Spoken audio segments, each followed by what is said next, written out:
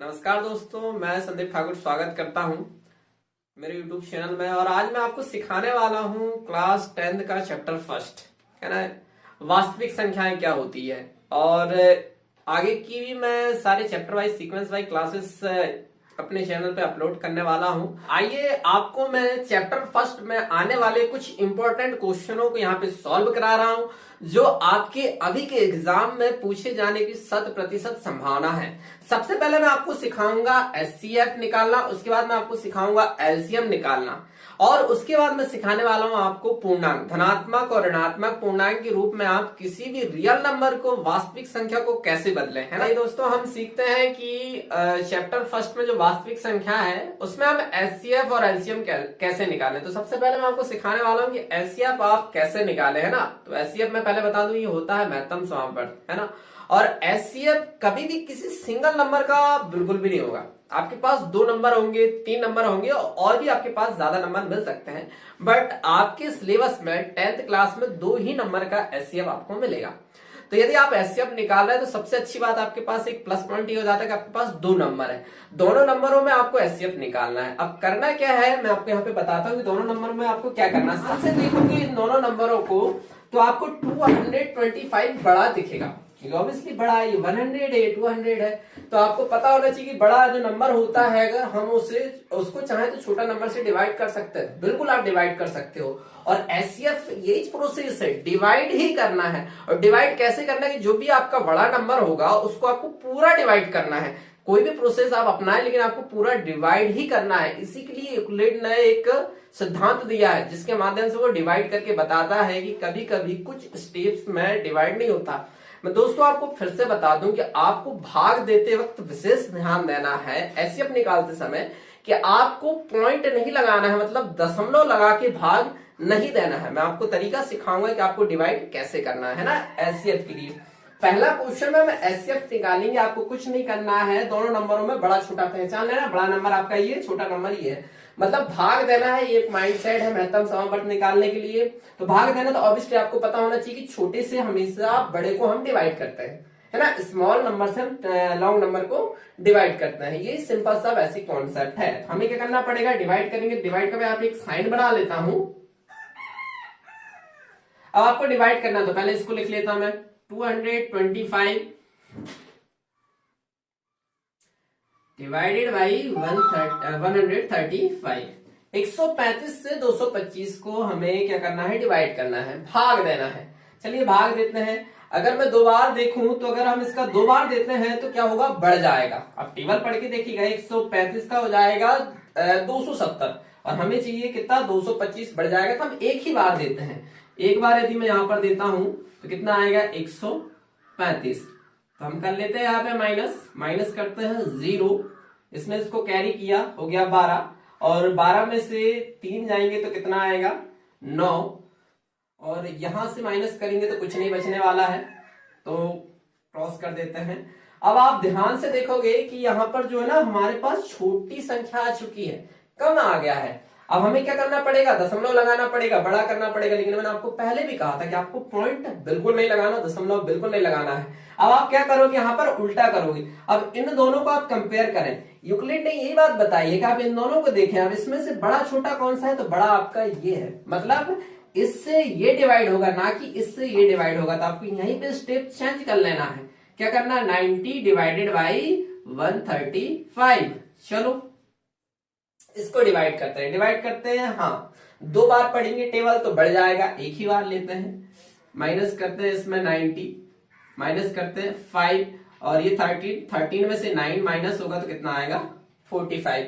अब फिर से देखिए, फिर सेम सिचुएशन आ गई आपके पास कि 45 छोटा है 90 से, मतलब फिर हमें पलटना पड़ेगा। क्या करना पड़ेगा, 45 से 90 को हम डिवाइड कर सकते हैं क्योंकि ये बड़ा है। वैसे ही करेंगे फिर से, डिवाइडेड बाई 90।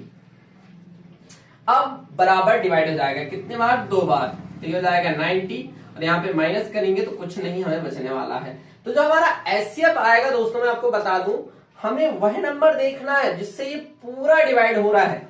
इससे हो रहा है क्या, बिल्कुल नहीं। इससे हो रहा है क्या, बिल्कुल नहीं। इससे हो रहा है क्या, बिल्कुल 100% हो रहा है। तो जो आपका एचसीएफ आएगा वो आएगा 45। बहुत सिंपल है। आसानी से आप दूसरा क्वेश्चन भी कर पाएंगे, है ना। बहुत आसान, आपको कुछ नहीं करना है, सिर्फ डिवाइड करना है। और कैसा डिवाइड करना है? बिना पॉइंट वाला। आपको आइए मैं आपको एलसीएम सिखाता हूं कि आप एलसीएम कैसे निकालें। इसके पहले मैंने आपको एचसीएफ सिखाया है ना, तो एचसीएफ ही जैसी कुछ इसकी प्रोसेस होगी। उससे पहले आपको एक छोटा सा सूत्र याद रखना पड़ेगा, है ना। तो एक चीज इसमें कॉमन है कि आपको ना एलसीएम निकालने से पहले आपको एचसीएफ निकालना पड़ेगा। और हाँ, ये जो मैं बताने वाला हूं ये तरीका आप सिर्फ दो ही संख्याओं में लगाएं। जब आपके पास दो संख्याएं दी हो एलसीएम निकालने के लिए, तब आप ये तरीका लगा सकते हैं। अन्यथा आपको कॉलम बनाना है, डिवाइड करना है और कॉमन निकाल के फिर एलसीएम निकालना है ना। तो ये तरीका मैं आपको बताने वाला हूं। ये तरीका जो आप पहले सीख चुके हैं, है ना, पुराने तरीके से भी आप कर सकते हैं, बट इससे और आसान पड़ेगा।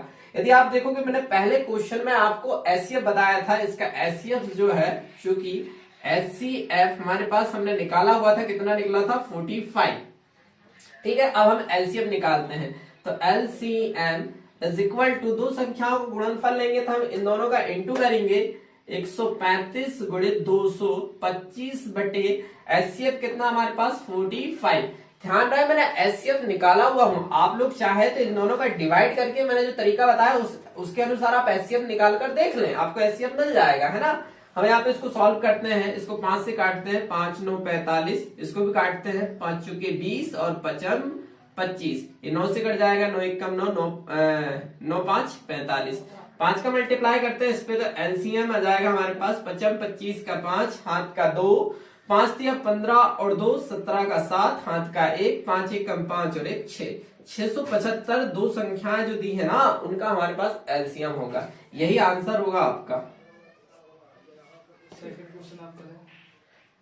हाँ, सेकंड क्वेश्चन करके मुझे जरूर कमेंट में बताएं कि इसका एलसीएम क्या निकला। सेम तरीका आपको आजमाना है। और ये जो क्वेश्चन मैं करा रहा हूं ये आपके बोर्ड एग्जाम्स में 100% आएंगे।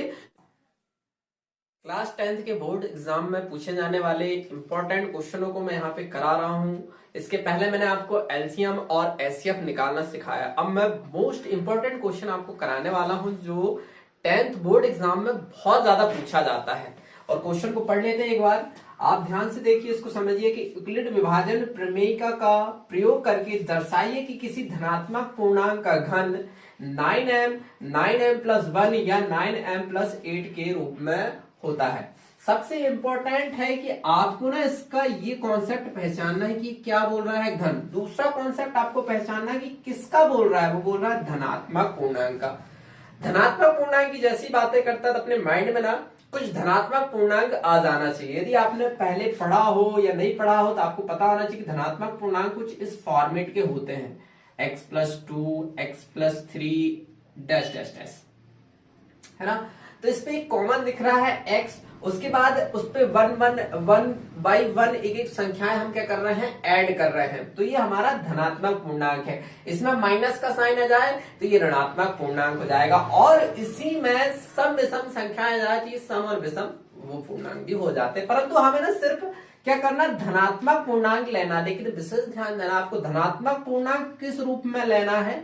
इस रूप में लेना है, क्योंकि आपको ना इसी रूप में सिद्ध भी करना है। तो आपको जो धनात्मक पूर्णांक है ना, आप कुछ इस प्रकार से लोग यहाँ पे 9q plus 9q plus 1 9q plus 2 dash dash dash. अब आपके माइंड में क्वेश्चन आ रहा होगा कि हम 9q के रूप में क्यों ले रहे हैं? कोई दिक्कत नहीं, आप q की जगह a ले लीजिए, आपको वास्तविक संख्या लेना है। लेकिन 9 क्यों ले रहे हैं? क्योंकि आपको ना इसी रूप में लिखना है। उसने बोला ना, आप पढ़िए अच्छे क्वेश्चन की कि यूक्लिड विभाजन प्रमेयिका का प्रयोग करना है और धनात्मक पूर्णांक का घन जो है इस रूप में लिखना है। तो धनात्मक पूर्णांक भी इसी रूप में होना चाहिए। तो हम घन करके लिख सकते हैं ना। अगर हम इस रूप में धनात्मक पूर्णांकों को नहीं लेते हैं तो हम उसका घन कर लें, वर्ग कर लें, कुछ भी कर लें, हम इस रूप में बिल्कुल नहीं लिख पाएंगे। तो हमें क्या करना पड़ेगा? जो धनात्मक पूर्णांक है उसको इस रूप में लेना पड़ेगा। तो मान लेते हैं कुछ धनात्मक पूर्णांक। माना कि धनात्मक पूर्णांक 9q plus 1 9q plus 2 dash dash dash dash आगे तक होंगे, है ना। अब चलते हैं क्वेश्चन को समझते हैं। उसने बोला है कि धनात्मक पूर्णांक का क्या करना है? हमें घन। और कौन सा पूर्णांक का घन करना है ये भी समझने की बात है कि इसका करें, यहां से मैच करते हुए चलना है। सिंगल डिजिट है, अच्छे ध्यान से देखोगे, मतलब पहले वाले का घन होगा। ऑब्वियसली आप यहाँ पे मैच करके देख सकते हो, मतलब इसका घन करना है जो इसके बराबर हो, मतलब इसका घन करके इसके रूप में हमें लिखना है। तो मैं यहाँ पे लिखता हूं 9q और किसके रूप में लिखना है हमें 9m के रूप में। क्या करना है, घन, घन मतलब 3 घात, 3 घात यहाँ पर मैंने कर दिया। अगर हम 9q की 3 पावर का अगर सॉल्यूशन देखते हैं तो 9 का 3 बार मल्टीप्लाई करोगे आप तो आएगा 729 और q का 3 बार मल्टीप्लाई करोगे आप तो आएगा q की पावर 3। हम आगे आगे चलते हैं। यदि हम देखें हमें क्या करना पड़ेगा भैया, अभी तो लिखे नहीं इसके रूप में, तो हमें कोई भी हाल में सोचना है कि अगर कहीं से m की वैल्यू निकल जाए, m की वैल्यू निकलने से क्या फायदा होगा, m हट जाएगा मतलब इस रूप में आ जाएगा। तो हम वही करने वाले हैं, आप अच्छे ध्यान से समझिएगा। क्या करोगे, 9 का इधर ट्रांसफर करोगे, ये m के साथ गुणा में है, अगर इधर ट्रांसफर करोगे तो आएगा भाग में 729 q की घात 3 बटे 9। 9 से यदि आप डिवाइड करते हो इसको तो 81 बार जाता है, तो 81 q की पावर बराबर बचेगा m, या m बराबर 81 q की पावर। ये हमने यहाँ पर काट के m की वैल्यू निकाले।